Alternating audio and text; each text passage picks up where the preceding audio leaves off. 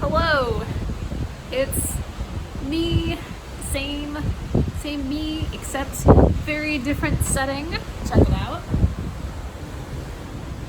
So I was planning to do a reading vlog because here I have my copy of Emily Wilson's translation of the Odyssey. And then I realized I actually don't know very much about shooting reading vlogs. So I decided to shoot just sort of a little very basic primer for people who are perhaps learning about reading vlogs, learning about cruises, you know, just a little shallow dive into the beginnings of these things. So consider this cruises for beginners and reading vlogs for beginners. As you can see, being on a cruise entails being on the water. This body of water is very large and salty. For this reason, it is called an ocean. Or, if you are of a romantic bent, the sea.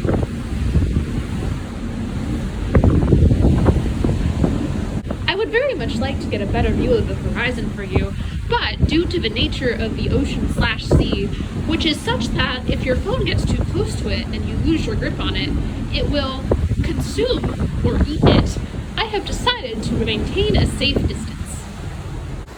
Alright, so here we go. Here's the Odyssey. I thought this was kind of the perfect thing to read on a cruise, especially during Women in Translation Month. Homer was like 90% out of woman. Well, there were lots of people who probably contributed to the Odyssey, not just one blind dude named Homer. But let's say one of them might have been a woman. I don't know. I'm not a classicist, but Emily Wilson's a woman, so I think this counts for Women in Translation Month.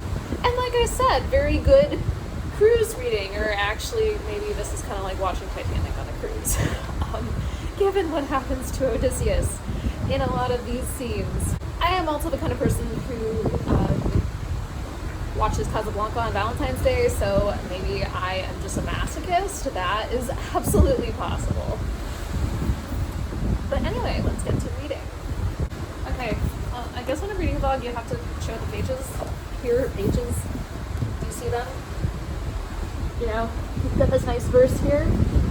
Emily Wilson, for this translation, chose to write an unrhymed iambic pentameter to make it sound more poetic to an English reader, which I think is an interesting choice.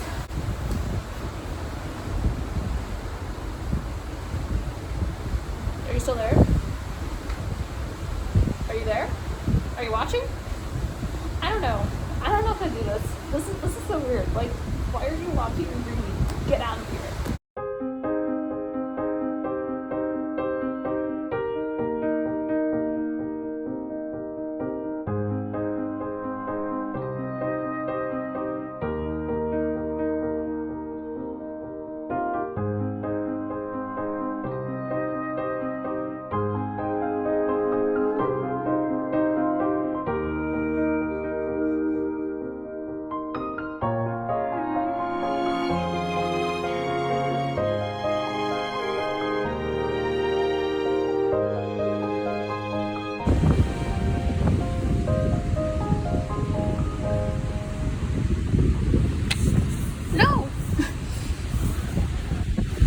Okay, so let me show you a little bit of the start of the book. So the author's note of this, the introduction I should say, the translator's introduction, is quite long. It's probably, I don't know, it's like 90 pages. Once we get all the way here, yeah, once we get to book one, it's basically page 100. There's a part here that I think is really interesting about Penelope's hand, and you can see here it says her muscular, firm hand. There's an adjective in Greek, as the translator's note says, that actually means thick. And in modern, especially Western culture, women are supposed to have these slender, delicate hands, and Penelope is this beautiful woman, Odysseus's wife, you know, we're supposed to see her as this desirable female figure, and to say that her hand is thick, it's just like that's a little weird, you know. We don't want to do that. So translators have not really they've kind of glossed over it, but Emily Wilson decided that she thought it was important to to show that Penelope had thick hands, also because Penelope is a weaver, and weavers have to have muscular hands by virtue of the work that they do. You know, it works out your fingers. So that's just one of the things that makes this translation interesting, I think, is it's neutralization of a lot of terms that have been used to either objectify or modify or slander women in line with societal expectations at the time. Oh, I lost my page. Another thing I think is interesting about this translation is it overturns a few of the conventions I've seen in previous translations of this book. In the oral tradition, when this poem was like told out loud, they would include a lot of very similar lines over and over to sort of signal to the audience what was happening, and also as a guide for the orator to be like, oh, okay, this is this part. You just say this, you know, you repeat this line a few times. Like the line, dawn with her rosy fingers, like, you know, pulling up the sun. That is repeated in many, many different parts of the book. It's repeated, I don't know, at least 10 times, I think, to signal the coming of the day. And that was just like a sort of sign to people that a new day is coming. And it's, in many translations, it's worded in a very similar way each time. But Emily Wilson is choosing here to try to make it more original. So she changes the metaphor a little bit each time, and I think that's very cool, and all the different ways she finds to phrase it. So for example, Dawn rose up from bed with Lord Tithonus. Tithonus? It doesn't matter what his name is, we care about her. Dawn rose up from bed to bring light to deathless gods and mortals. So that's kind of neat. And then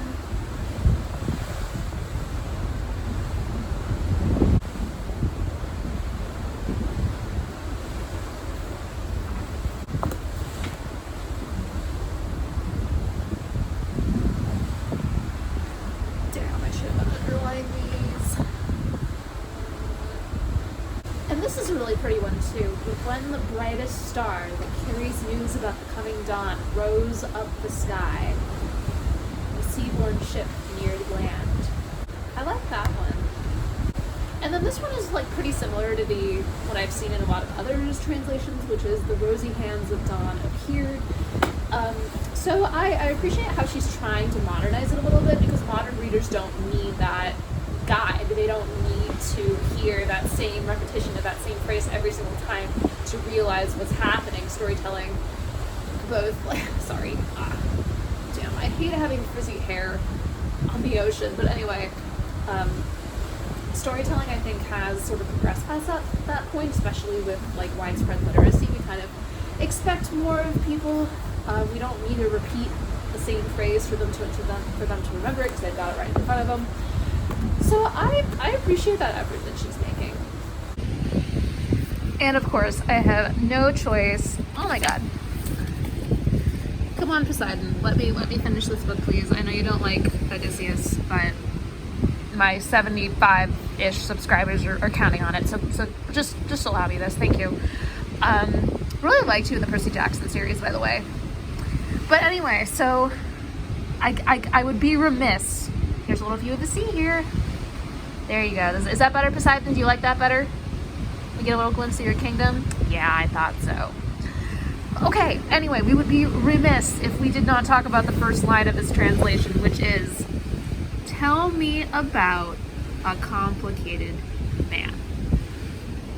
I get what you're thinking here. Why is it important that he's a complicated man? I understand he's a complicated man. But this is important because the first line of every translation of the Odyssey is a little bit different, and what it's trying to do is describe Odysseus in this very compact space. So what they're doing here is they're giving you a clue as to what this guy is going to be like for the rest of the story. So I've seen the man of twists and turns. That was it. I don't know, that might have been like the Fitzgerald or the Fagles translation, which were the ones I read in school. Often the adjectives that they use in that evoke ingenuity, a clever man. But as you read the Odyssey, you do start to understand that our boy Odysseus is a little bit problematic here. He says he loves his wife, but willingly and happily sleeps with other women for years on end in order to survive. But I think he enjoyed it a little bit more than he should have. And also is fairly willing to sacrifice his men in many cases, for the greater good, he says that he warns them, but I'm never quite convinced that he's as upset about their deaths as perhaps he should be. He's upset. He's upset. I want to see more. Like, I want to see more anguish. And he also brings the deaths of his men basically on himself in many cases, because he just can't escape a situation without letting people know that it was him. You know, he can't just get out of there. He's gotta make them know that he was the one, and as a result, like, he ends up being cursed by the Cyclops, right? Because he's like, oh, it was me the whole time, LOL, I'm the one who played the trick on you. And then the Cyclops is like, great, now I know exactly who to curse. And then he does. So Emily Wilson's choice here to make him a complicated man, I think, is extremely apt, because he is. We can't say he's all bad either, though, because something that I've always found really striking about the Odyssey is the first time you see Odysseus in person, like, not someone talking about him, not a memory, like, the first time the narrator is like, here he is, he's sobbing, he's crying, like this big strong man, you know, a credit to the Greeks, a famed warrior. He is crying because he misses his home. I mean, you guys know me. You guys know I love a man who cries, who defeats toxic masculinity. So, and he does genuinely, I think, regret the loss of his men. He wants to protect them. He's not bad. He's just complicated. You know, he's a Slytherin. And like here, I'm on book 13. I'm about halfway through at this point. So something that I find kind of interesting also is I like here how it really illustrates that Odysseus is just absolutely, like, he's just so caught up in his own ability to invent that it's often, like, silly. And Athena's the same way. Athena is exactly the same way. She is just as incorrigible as he is, and that's why she likes him. Because she disguises herself as a shepherdess, I think, and then she's saying, oh, she disguises Ithaca so he won't know it, which makes no sense. And then he's like, where am I? And she's like, oh, you know, you're in this place, it's kind of nice, it's kind of rough sometimes, but I kind of like it.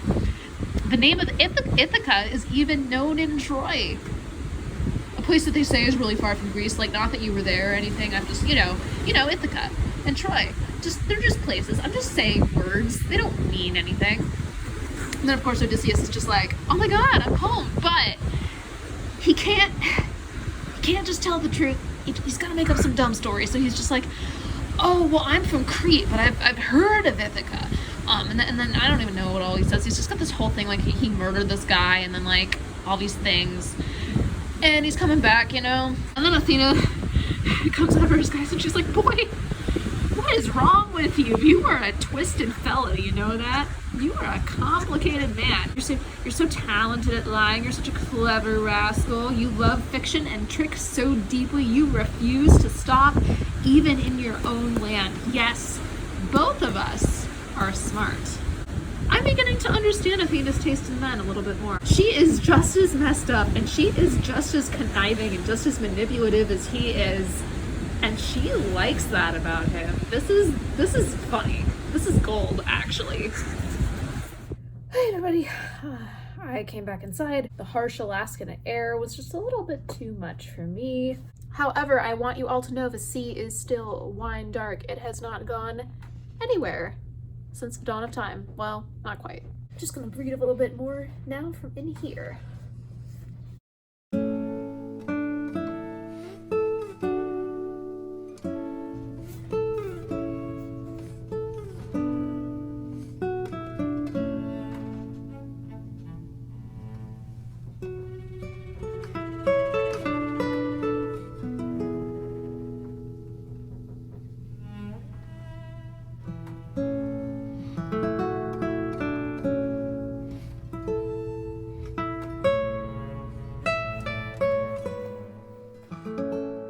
Back at home with kind of crazy sea witch hair, which is appropriate. Still have one more book of the Odyssey to go. I thought it would be a nice touch of symbolism if I finished it after I actually got home, because, you know, that's what happens in the book, right? Work with me here. I will get back to you once I'm done. Hey, what's up? Just wanted to add a few final thoughts on The Odyssey by Emily Wilson. Oh wait, I should hold it up. Just wanted to add a few thoughts on Emily Wilson's translation of The Odyssey right here. I'm sorry if the lighting is bad. I'm just trying to film this ASAP just because I am super exhausted because guess what? I was sick again. And I know that shocks you, like, oh my god, Emma, sick again? Who knew that would happen? It's only happened like 5 times since she started this channel, haha haha. Anyway, I just wanted to do a quick little conclusion about this book.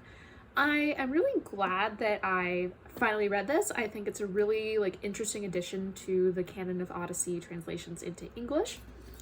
As I've said before, I think that her perspective as a woman adds a lot to it because she interrogates a lot of the original like sexism and just general like bad sentiment towards women that was found in a lot of texts that a lot of people like took for granted. I think that her language is also interesting. She says in the translator's note, I'm too tired to find it, but anyway, she says in the translator's note that the original Greek was more colloquial than a lot of English poets, translators are giving it credit for, and so she decided to not make the language extremely poetic, but just sort of write it as fairly straightforward. She did like rough iambic pentameter to signal to English readers that it's poetic, because that's often like how Shakespeare is written. But she wasn't super dramatic with her language, and sometimes that resulted in a starker translation than some of the more flowery ones, and that's just your personal preference, whichever one you like. Some of that simplicity results in some really nice lines, though. There's a point where Odysseus just simply says, "I have been gone so long, it hurts." And all of those words are just one syllable, but that is one of the most tragic lines in this entire translation. I have been gone so long, it hurts. As someone who's moved a lot, I understand what he means by that. I also think that Emily Wilson is a lot kinder to, especially Circe, than some of the originals are. I think that if you've read Circe by Madeline Miller, if you haven't, pause this video and go read it and then come back. I think that you'll sort of recognize the Circe that Madeline Miller writes about in the pages of Emily Wilson's Odyssey. She's a lot more sympathetic, I think, in this version. The words used to describe her are not quite so harsh. It's more her like trying to protect herself and her island by turning all these guys into pigs, and then when she figures out that they're not actually like the worst men ever, she is really nice to them and she lets them stay, and she actually like lets them come back after they've sailed somewhere else. She gives them advice. So justice for Circe. That's all I'm gonna say. Justice for Circe. Okay, so if you could even still see me, because I know it's kind of dark over here, I'm going to finally end my Odyssey vlog. I hope that you all have enjoyed it. Sorry for the camera shaking right there. And yeah, I highly encourage you to pick up this translation. I think that it's worth reading. Bye.